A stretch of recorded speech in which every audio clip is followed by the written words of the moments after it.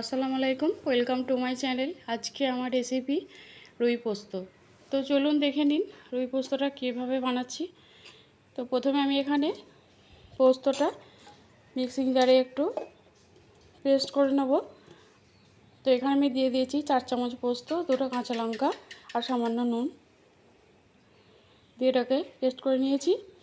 এরপর আমি এখানে রুই মাছ নিয়ে নিয়েছি 4 পিস। এটাকে একটু অল্প নুন হলুদ দিয়ে হাতে মেখে নেব। আমি এখানে হলুদ ব্যবহার করেছি, আপনারা না চাইলে হলুদ না দিতে পারেন। অনেকে পোস্ততে হলুদ ব্যবহার করেন না। তো আমি এটাকে নুন হলুদ মাখিয়ে নিয়েছি।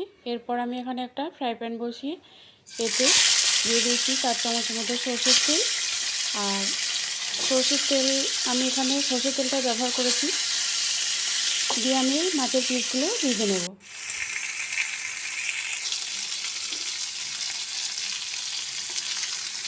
তো এটা খুব বেশি ভাজার দরকার নেই, হালকা করে ভাজলেই হবে।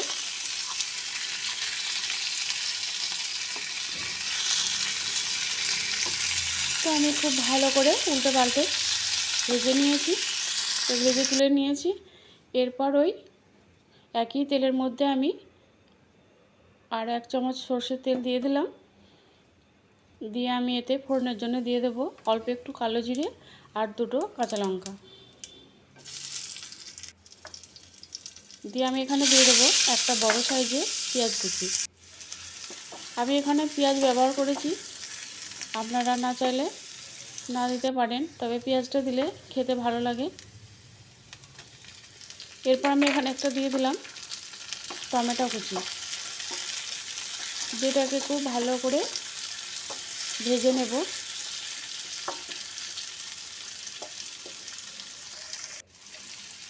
এরপর আমি এখানে দিয়ে দেবো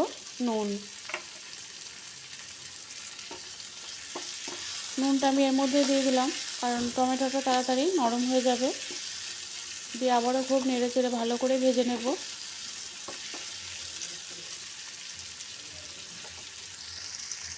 তো টমেটোটা অনেকটা নরম হয়ে এসেছে, পেঁয়াজটা অনেকটা নরম হয়ে গেছে। এরপর আমি এর মধ্যে দিয়ে দেব 2 চামচের মতো পোস্ত বাটা। সবটা দেব না, এটা আবার পরে দেব। পোস্তটা দিয়ে খুব ভালো করে মিশিয়ে নেব।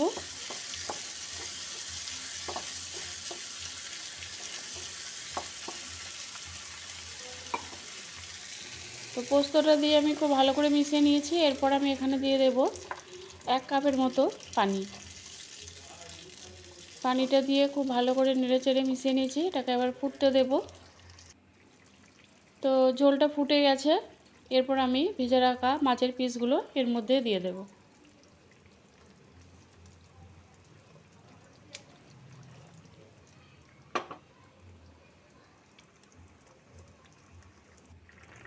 তো ঝোলটা আমার ফুটে গেছে। এর মধ্যে আমি দিয়ে দিলাম অল্প একটু চিনি আর 2টো কাঁচা লঙ্কা চেরা।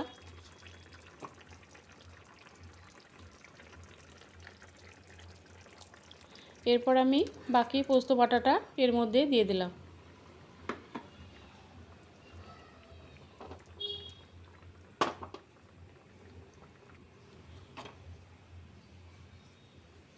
তো এটা আর একবার মাছগুলো আমি একটু নেড়ে চেড়ে মিশিয়ে নিলাম পোস্তর সঙ্গে।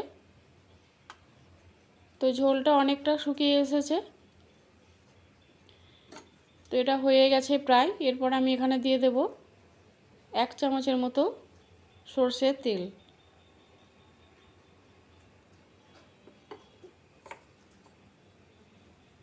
এরপর আমি এখানে দিয়ে দেব অল্প কিছু ধনেপাতা কুচি।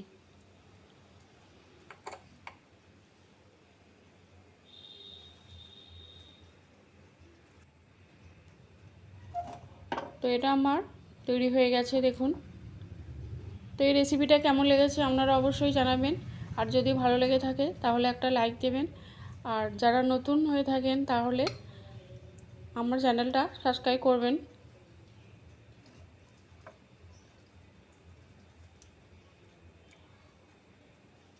তো এটা পরিবেশন করার জন্য আমি একটা প্লেটে তুলে নিলাম। এরপর গরম ভাতের সঙ্গে এটা আপনারা গরম ভাতের সঙ্গে গরম গরম পরিবেশন করতে পারেন,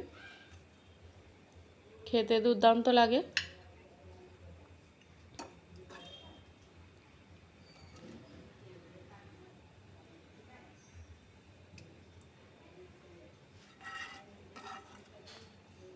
তো সবগুলোকে আমি প্লেটে তুলে নিলাম। তো কত সুন্দর দেখতে লাগছে দেখুন।